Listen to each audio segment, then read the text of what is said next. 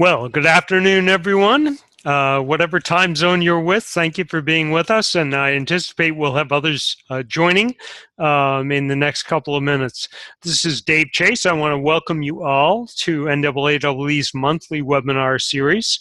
The slide that you're viewing gives you an idea, if you're new to the series, of some of the features of it, and we want to give you a warm welcome to our late September webinar.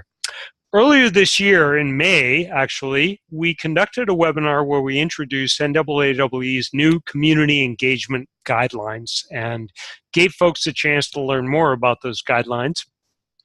And as a follow-up to that, throughout this year, we're going to be offering sessions by a number of professionals and organizations who are out there doing community engagement work in various parts of the country. We heard from you loud and clear that you'd love to hear people who are doing this work, whatever that looks like, and making that work. And so we are pleased and proud to welcome the Center for Whole Communities to be here with us today and to share some of their work and some of their perspectives relative to the good work that all of you do in your respective settings. With that, I'd like to turn things over to Kristen Kunkel at NAAEE, who can give you some webinar 101 tips before we launch into this afternoon's presentation. Enjoy, and thanks for being with us. Thanks, Dave, very much. For those of you who are new to using the Zoom software, you can comment or ask questions at any time using the chat box by navigating to the black toolbar at the right side of your screen and clicking chat. This will prompt the chat box to load, and you can send a message either to the whole group or to specific people. Just so you're aware, all lines are muted at this point, but we do encourage you to interact with us via the chat box, and you will have an opportunity to unmute yourselves and discuss among yourselves in a bit, and we'll get more information on that in just a moment. If you should run into any technical problems, please feel free to email myself or Sai, who is another fellow staff member from NAAEE. You can message us directly using the Zoom chat box, or there are our emails right there for you if you need anything. So feel free to reach out. Great. Thank you so much, Kristen and Dave, for that warm welcome. So for all of you that are seeing my video or hearing me on the phone, my name is Josh Carrera, and I am the program manager for the Center for Whole Communities. And we are an organization that exists to cultivate transformative leaderships that weave together and strengthen movements for justice in the environment. Our leadership practices, some of which we will be engaging with today, and frameworks build capacity at the individual, organizational, and community level to deepen awareness, embrace differences, and value relationships, ultimately making change possible. So I just want to give you all a quick overview of what the next 40 minutes or so are going to look like. So again, our webinar today, Go Far, Walk Together, Community Engagement as Transformative Practice, is being led by a team of 3 right now at the Center for Communities, myself, the program manager, Ginny McGinn, our co-director, and Mohamad Chakaki are also our co-director. And you'll get to know a little bit more of us in the webinar in a bit. But we're going to start off with an offering that we have and want to share with you all. We are then going to have 10 minutes of stories from the Center for Communities in a way to engage with one of our core practices. We will then spend 20 minutes in a small group, in small breakout groups, to have conscious conversations around the prompt that we're going to offer. And at that point, we'll break out into groups of 4 or 5. And that part of the webinar is not being recorded.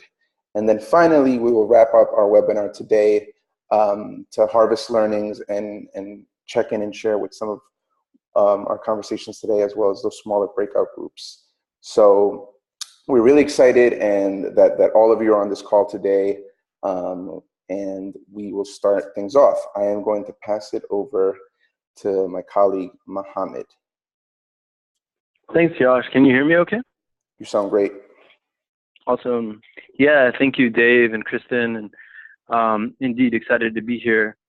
The title is a little off, but you saw it on the earlier slide, and I wanted to name, when Dave first reached out to us, it was also in the context of this really exciting and rich guidelines from community engagement that the NAAEE put out recently.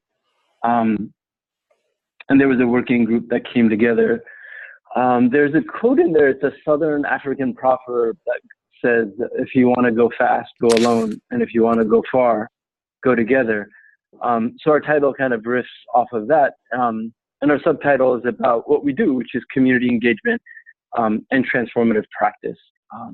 When we asked you, as you registered, and Kristen, thank you for your help on this, around certain questions like, what do you think of when you hear community engagement, environmental education? How do you identify, as well as what do you think of when you hear transformation? So you see some of these word clouds in the next few slides, and this one is one of my favorites. And it'll help set up what I'm going to share with you here, and I'll add it in the chat box. We've got an incredible Brooklyn-based duo as friends and colleagues. They're called Climbing Poetry.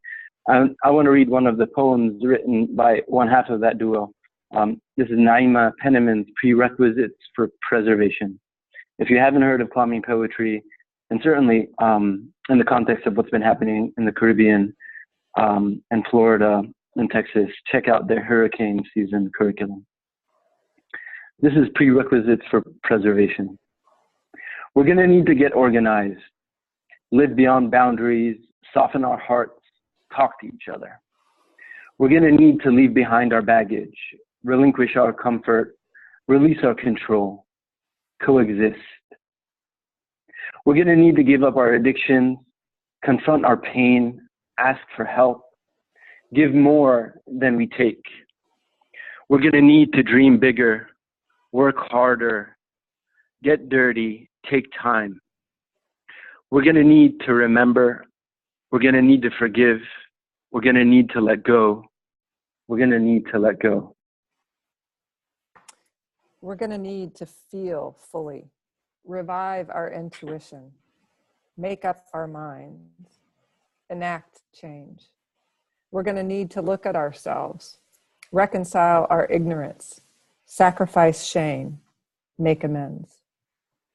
We're going to need less, to peel away the non-essential, go hungry, break a sweat. We're going to need to heal our fears, tell our secrets, share with our enemies, love ourselves. We're going to need to study existence, refine our dreams, mediate our shadows, cure our belief. We're going to need to practice magic. We're going to need to cherish water. We're going to need to grieve. We're going to need to move on. We're going to need to stay focused. We're going to need to be strong, tend our commitment to beauty, fuel our devotion to truth. We're going to need to pray. We're going to need to follow through, endure burning. We're going to need to surrender. We're going to need to trust. We're going to need to give light. We're going to give light. We are light. We are. By Naima.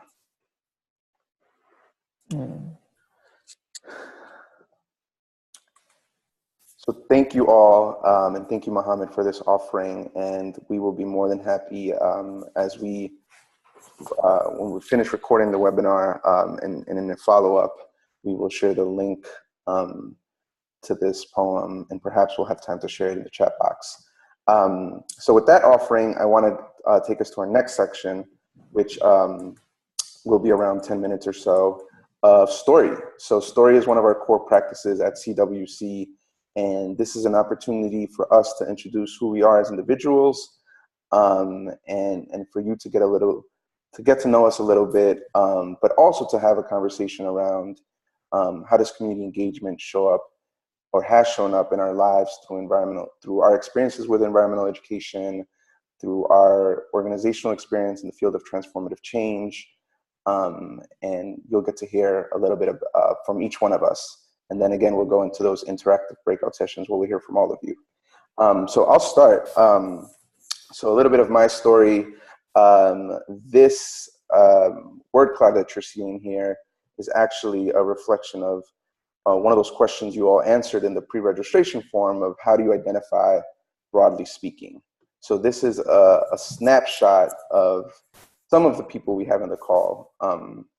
And so, you know, we decided to share this word cloud in some ways because my personal story of how I came to be an environmentalist and was introduced to the world of environmental education resonated with a lot of the words that I see in this word cloud. So I am originally from New York City. I grew up in Brooklyn, and I went to the University of Vermont from 2008 to 2012, and I studied natural resources planning, partly because I was curious in the environment. At that moment, I didn't really have a strong passion for it. It was just something out of a curiosity.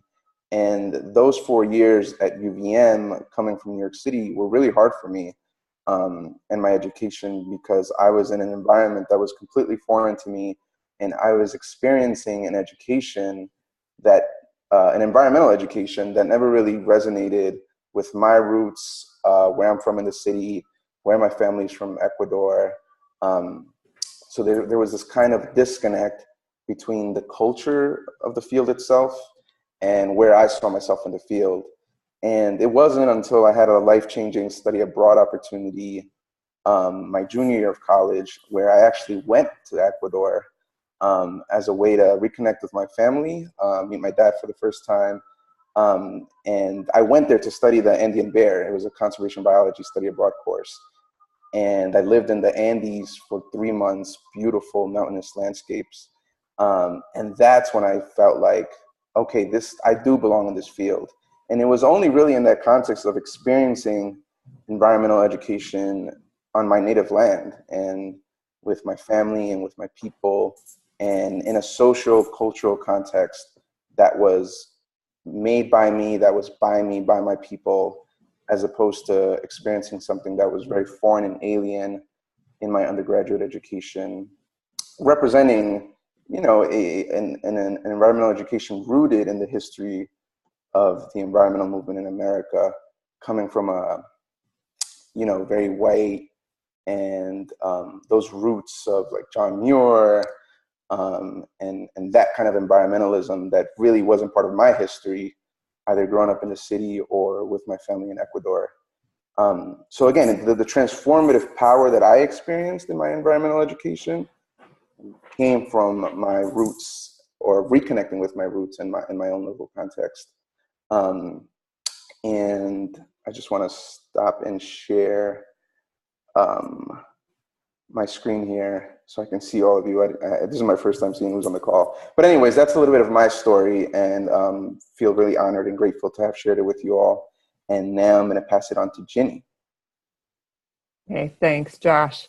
So I have no idea what the culture of these calls usually is, and it's great to see all these names. Some of them are familiar to me. And for those of you who are willing, I just want to encourage you. Actually, Josh, can we flip back for just a second? Can we Sure. Go to the view where we can have a gallery view of people. If folks are willing to be on video, I know some of you are probably calling in, but if you can show yourselves, it would be great to see you. Certainly as we break out into groups in a little bit, it'll be great to see faces. So we're all real people here beyond our names. So hi, everybody, those who I'm seeing so far. Really glad to have you here. It's great to see you. So when we were preparing for the call yesterday, we were looking at the slides, and I saw the one that Josh just shared with you, and in the very middle it was big letters, white and female, and I thought, well, maybe that should be the thing that I'm speaking to, because I'm certainly that, you know, I qualify as that, and I know the field of conservation and the field of environmental education, as I've been engaging with it for many years, you know, all of us get that we need to evolve to reflect a broader cross-section of the people that we're wanting to serve.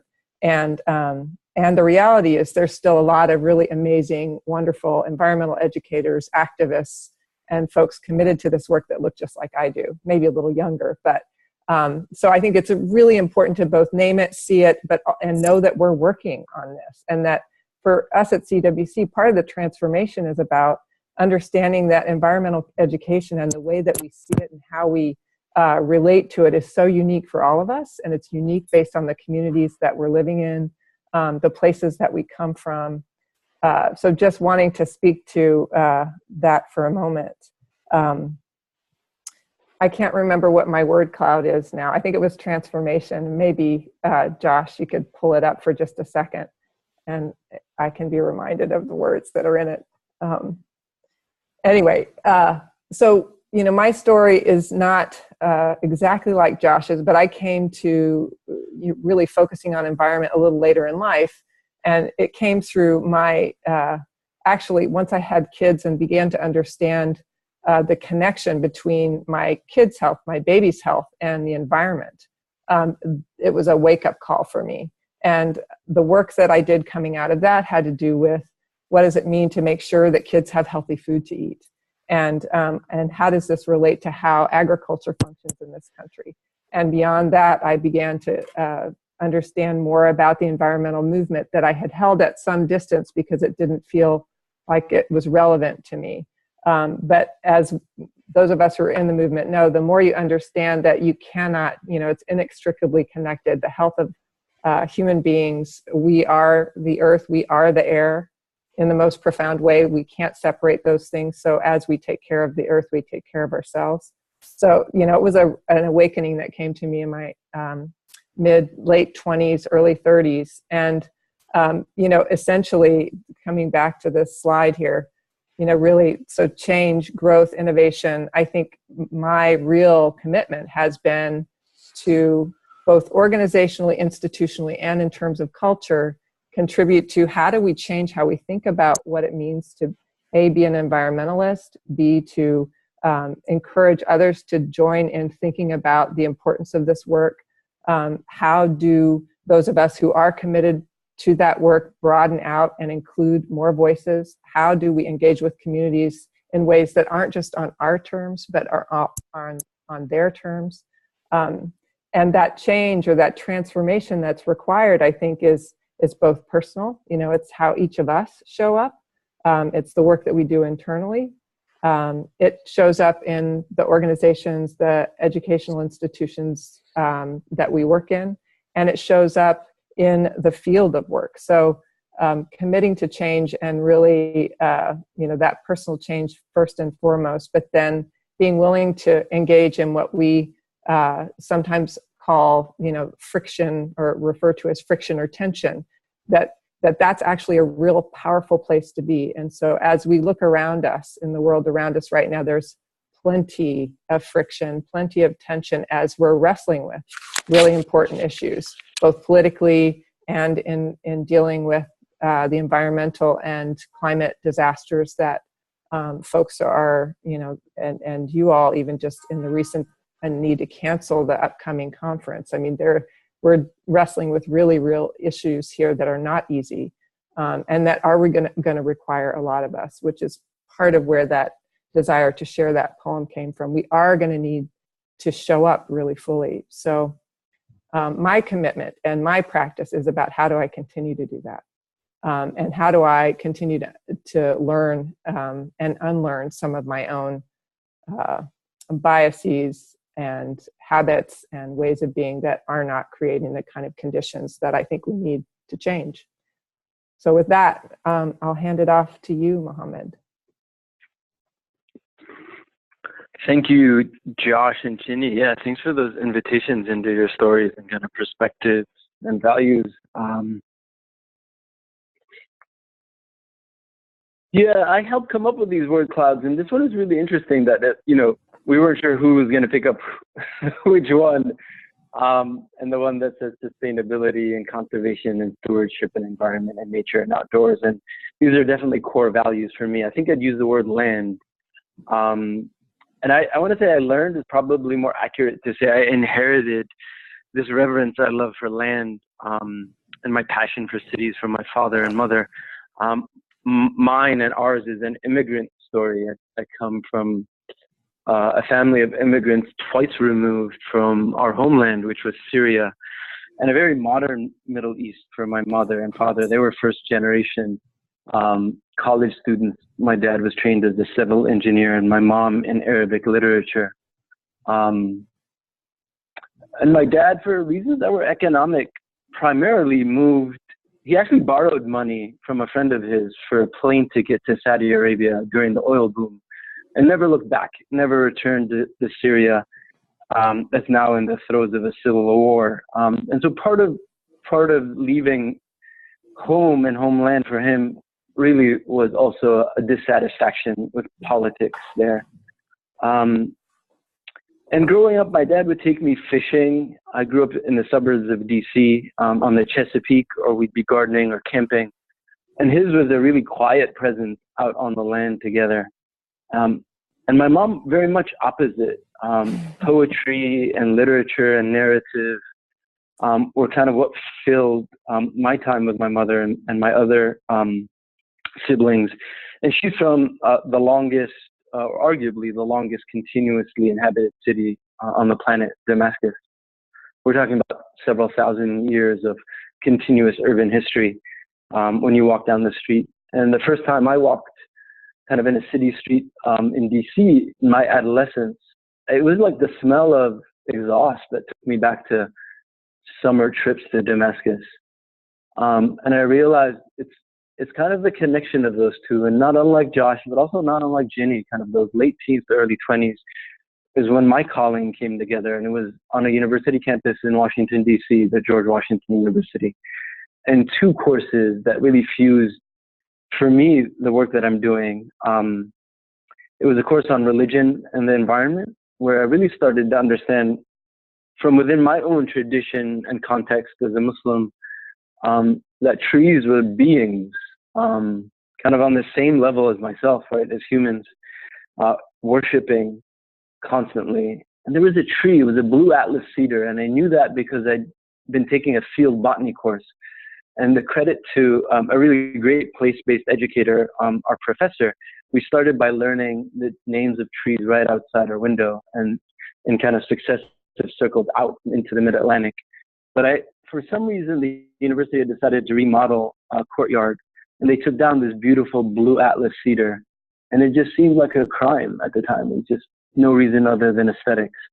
And those two courses came together, and I think it wasn't just about the trees. It would have been hard to grow up as an Arab, American, Muslim, Middle Easterner without a political education. Land, when I say land, is always infused in politics for me.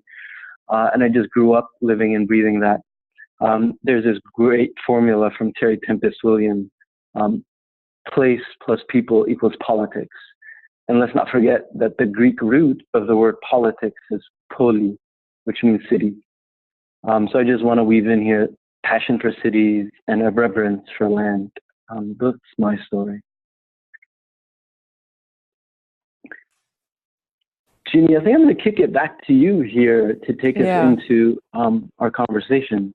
Yeah, great. And so we are practicing story right now. And I think, you know, as at the head of the call, Dave was mentioning that folks really wanted to hear from people who were doing community engagement work. And what we're doing with you now and sharing some of our own personal narratives is a very strong part of the work that we do as we're engaging with folks in community. So we're doing what we always do, which is to practice together. As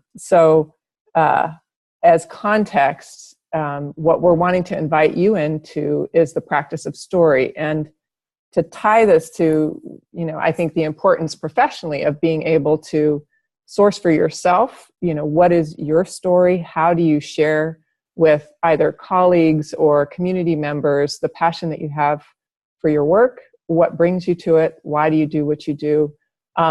It is such a critical way to open dialogue, to open space, to learn, to both transform and be transformed. So what we want to do now is shift into some small groups. There's some magic that's going to happen here on the Zoom call, but what we want you to do, and I would encourage you, because I don't think this slide is going to go with you, to take a moment and write this prompt down. So the prompt is tell us a story about where your passion for education comes from. What role has community played in that story for you? So tell us a story about where your passion for education comes from. What role has community played in that story? And so before we have the breakouts, and thanks, Mohamad's entering the questions in the chat. For those of you, you can just keep that chat open. Just going to give a couple of best practices or loose guidelines for sharing story as you break into your small groups. And the first is story stay, learning goes, which really is a nod to confidentiality and respecting the storyteller. You might share what you've learned, but without permission, it's not great to tell someone else's story. We're really clear about that. The second is make space, take space. So, be mindful of time. Speaking is as important, listening is as important as speaking. Speak from the heart. So we want to encourage you to tell something that's meaningful to you. You can stay in your head and not connect to your heart. And what we found is that if you want to open that pathway to communication and to transformation, allowing yourself to speak from your heart is a really important place to start. And then the last thing here is to practice listening, to stay present and do what you can to really listen to what you're hearing from your colleagues in this small group. And in just a minute, we're going to shift. And the last thing I want to ask is, as you land in your small groups, if you're able, please do show your video so folks can see each other. And we aren't going to all be in every group. So in the groups that Josh, Mohamad, and I are in, we're happy to help facilitate time. But where we don't land, and maybe Dave and Kristen, there may be a couple of other folks who can step in to help keep time. But if you need a timer, we'll trust that you, as educators and facilitators, you'll be able to figure that out. So find someone who can help you time. And we're looking at about 3 to 4 minutes a person. Kristen, I'm going to invite you to jump in here if there are any further instructions, but my assumption is you'll bring folks back in after, let's see, where are we at now? So it's 4:27, we're just about on time.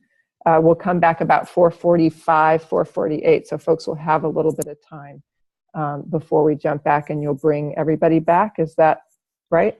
Yes, and I will try to send reminders, some timing reminders to all the groups as we near the end. If anyone has questions about unmuting or showing your camera, feel free to send me a message. It should be as simple as finding the black toolbar. Sometimes it's on the bottom of the screen, sometimes it's on the top, or hovering over your name and finding the unmute button and the camera button. Hopefully it's Great. Self-explanatory, I hope. Great. So thanks, Kristen. Anything else and before we transition into small groups? Wonderful.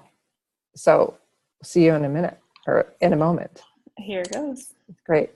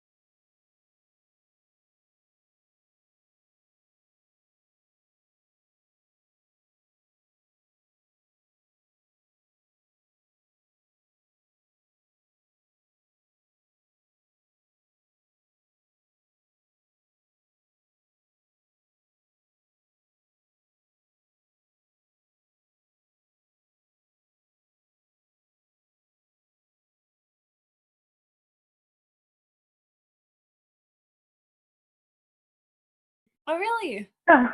What did your mom do? And what do you do? So I work for a nonprofit called Wild Coast.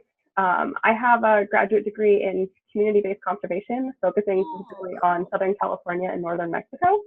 And so I work for an international conservation organization that does coastal and marine conservation. And I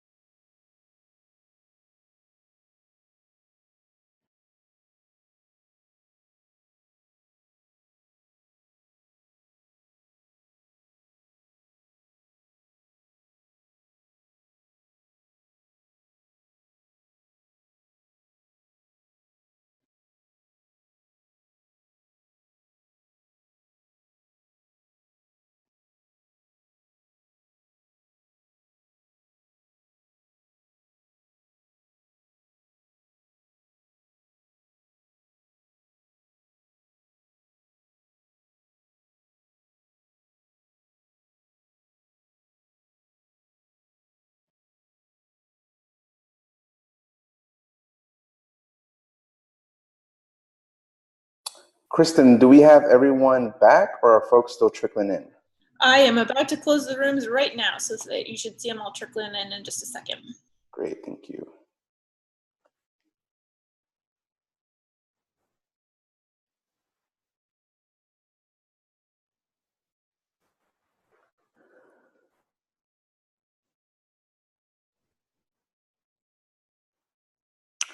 So, Kristen, I actually can't see the rest of what I see in front of me is the PowerPoint. Are folks back in the room? It looks like they're slowly coming back in. The room will close regardless of what people are doing in 30 seconds. So 30 more seconds. Yep. Cool. Yeah, just give me kind of like, just let me know when I can start again. Will do. About 20 more seconds.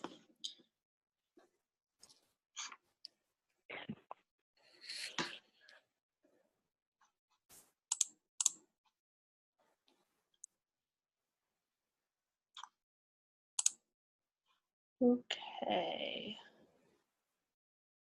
And everyone should be back. Great. Well, welcome all.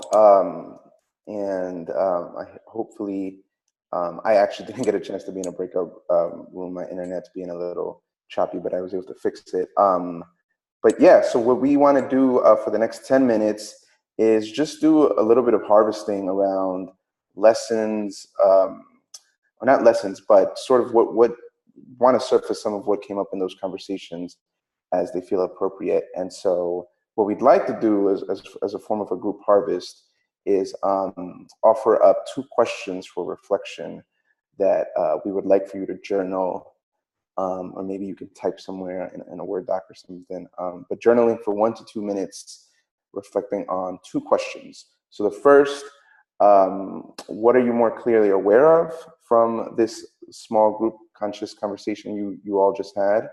And what are you taking away from what you just heard and from what you just shared? So again, perhaps Mohamad or Ginny, you can type this into the chat box. Maybe you already have, but I can't see it. 1, what are you more clearly aware of from that small breakout group? And what are you taking away from what you just heard and from what you just shared? So I'm going to ask Kristen, this may already be there, to mute everyone for now. And if you could take 1 to 2 minutes to journal, reflect on those 2 questions. And as you're done journaling, please let us know in the chat box when you're ready, and unmute yourself so that you can share some of what those reflections are. And also underline a phrase or sentence that stands out for you. So again, let's start. We'll do 1 to 2 minutes, and I'll prompt you in 2 minutes.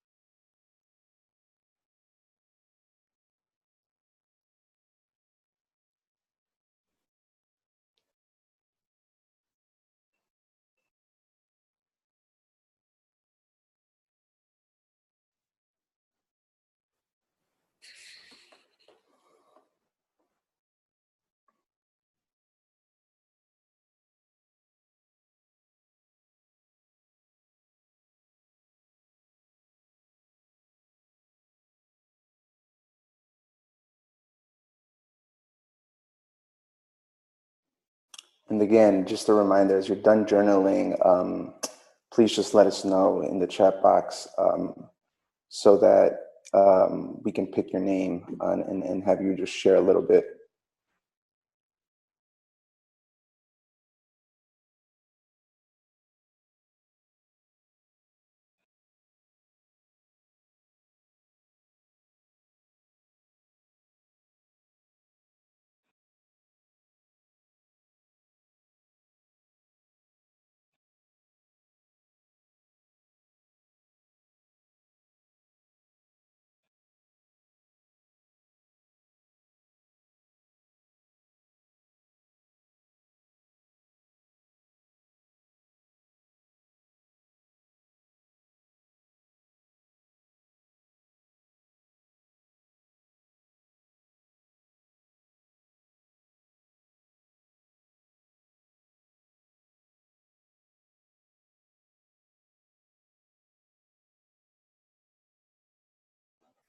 I'll give us one more minute.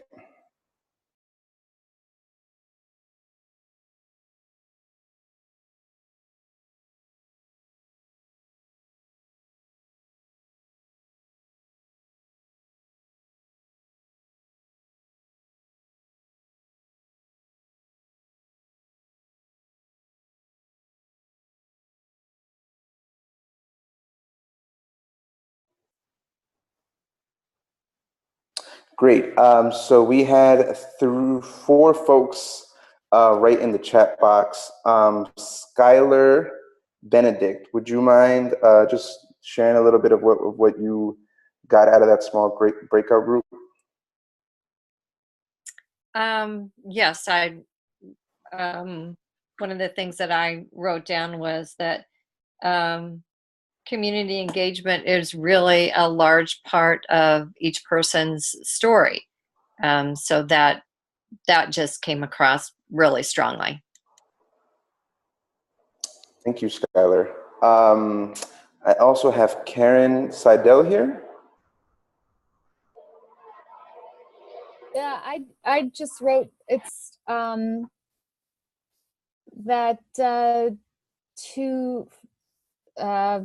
remember that I'm staring at people who I've just met and who care about, you know, some of these same topics and issues and things that I do, and it's helpful because I'm kind of the squeaky wheel where I work, and though I know a lot of people care too, it's just nice to see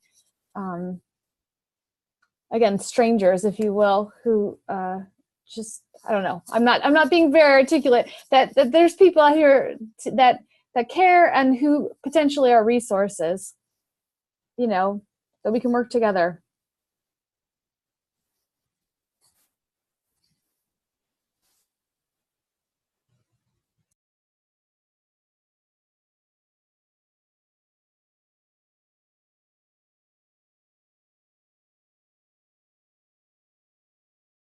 Josh, you're on mute.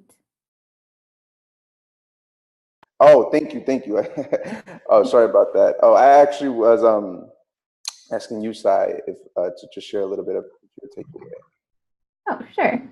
I think the thing that was echoed the most in my group was the importance of connection, which I wrote in the chat box, but that feeling like we belong to ourselves as well as each other and our communities, and the desire to share that feeling of belonging and being part of a community in all the different shapes that it might take. Yeah, absolutely. Yeah. So I'm looking at time right now. We have 7 minutes, and we do have a wrap up and then some reminders that we wanted to share with you all. But before I pass it on to Mohamad, who's going to lead part of our closing, just want to thank you all for allowing yourselves to be vulnerable and sharing your stories with strangers you've met for the first time. So with that, just want to thank you all, and I'll pass it on to Mohamad. Thanks, Josh. Can you hear me okay? Great. Yeah, Josh, thanks for facilitating that. Everyone, thanks for those thoughtful reflections. Ginny, thanks for bringing us into seeing each other face to face. Some of my takeaways is it was great to connect with folks as far as Alaska, Minnesota, North Carolina. I'm in Vermont. Ginny's in the room next door, if you haven't noticed some more background. I want to say something about our practices and this practice-based approach. You know, this technology is really old and really simple. By that, I mean story and the kind of just simple and profound connecting and sharing, both the commonalities, but also what's different. I was reflecting that there's such varied entry points into some common shared values around learning, education, transformation, what have you. And really it's about the coming back again and again. And what we want to name is embracing difference and working with difference. Some of the folks who responded to that question around how you identify, and they did so validly, asked questions like, what does it matter how I identify? Or I'm a citizen of the world. And while that's all true, I think in this day and age, especially in this country, I do think it matters. that we're able to kind of speak about the position in which we're socially located. And that's important because whether it's communities of color, communities who don't come from class privilege or access privilege, they don't have the luxury of not being identified or marked. So we want to embrace differences and work with the inevitable tension. And that's why I said it's valid not to want to be pigeonholed. And yet we could step into that vulnerability together. The practice of story is core to what we do. The practice of entering into conscious conversation, often slowing down the pace in which we're in conversation, structuring it such that we're paying attention to the power dynamics involved in how we usually communicate, who speaks first, who speaks loudly, confidently, who takes up more space, but also what forms of communication can support what kind of inquiry, collective inquiry. And then finally, the core practice of awareness. We tried to start with that intention and creativity. And I'd like to end with another really simple technology, and it's kind of the absence of discourse, which is silence. That will just be a moment of silence that we share together before I kick it to either Kristen or Dave to take us out with some slides about NAAEE and the conference that was going to be held and how we might be able to support your partners there. But to say something about silence without undoing the silence itself, both pedagogically as a kind of threshold from what we've been talking about, a moment of reflection and integration and processing, but also a moment to be in our bodies together, even via this, sophisticated information technology. Silence is simple and gives us the time to reflect. So I'll just do that for a minute.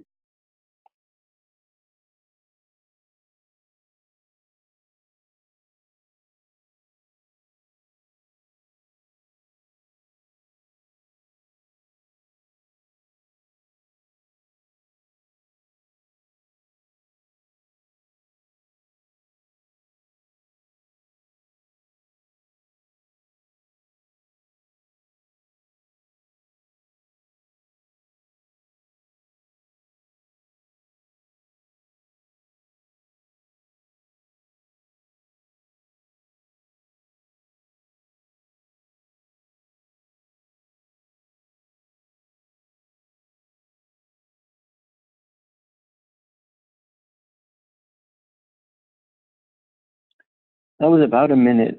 Thank you, everyone, for sharing in that and the fullness of our conversation together. Kristen, it's either you or David that we'll hand off these slides to, and a deep bow of gratitude to everyone who's been involved. Dave, Kristen, Sai, Josh, Ginny, thank you, everyone. Thanks very much, Mohamad. And just to pull one more person into the conversation, the executive director of NAAEE, Judy Browse, is on the line, and I'm going to let her take the lead on talking about our Together for Puerto Rico Fund. So Judy, anytime you're ready. Thanks, Kristen and Dave and everybody on the line and the Center for Whole Communities. I really appreciate everybody joining. And as many of you probably know, we had to cancel the conference because of the hurricane and the just severe crisis in Puerto Rico, probably creating the worst humanitarian crisis they've experienced in modern times. So we really appreciate everyone who has sent us notes and been in support of Puerto Rico. And yesterday we launched a fundraiser to help bring in funds to support our partner, Para la Naturaleza. They have been absolutely fantastic. We've worked with them hand in hand for more than a year. They just are the best group of people, and they have been so hard hit like everybody else. They are focused on educating people on the island, conserving the natural resources, and we're trying to raise some funding to help them in the immediate humanitarian crisis, as well as just turn over a check to them eventually. So NAAEE has donated $5,000 to the fund. We've already raised about $3,200 in a day, which is fantastic because we know our members and supporters don't have much money. So we just really appreciate everyone's generosity, your concern, and your caring. And we're just going to keep it going to see how much we can give back to them, given that they have such a long haul ahead of them. And we hope to go back to Puerto Rico someday. So it was just really a terrible, terrible, terrible storm. We also hope to have some virtual conference highlights during the week of October 16th when the conference would happen. So we're just going to have a couple of webinars, 2 or 3 a day, highlighting some of the plenaries and some of the symposiums. So keep an eye out for the schedule. We're kind of racing against the clock to get that together and get everybody organized. But thanks for all your patience. And we hope to have, for example, the climate change plenary. They've all committed to doing it. The 30 under 30 winners, we're trying to bring them together. So stay tuned for that. And thanks again for all your support for the people of Puerto Rico, but also for NAAEE. You guys have all been terrific. So thank you. Thanks, Judy. Just to quickly close with a couple of housekeeping items. Just as a reminder, we will resume our monthly webinar series in November following our virtual conference with an update on our EE Works project and tips for how you can use the results of that work to support your programs. And in December, we'll round out the year by welcoming Curtis Ogden from the Interactive Institute for Social Change. So we do hope to see you there, and please stay tuned to EE Pro for future speakers and webinars. And just to finish, I think we've got one more slide. Perhaps we don't, that's okay. We have a survey to collect your feedback on this webinar, and I'll be sending a link to that survey in your follow-up email that you'll receive tomorrow afternoon. And Sai has also pasted that link into the chat box. If you have a couple minutes to give us some feedback on the webinar series, and if any ideas you have about future speakers or topics you'd love to hear about, we'd love to hear from you. And I'd just like to close by giving a gigantic thank you to Josh, Mohamad, and Ginny, and to all of you for being part of this conversation. So thank you very much, and we hope to see you next time.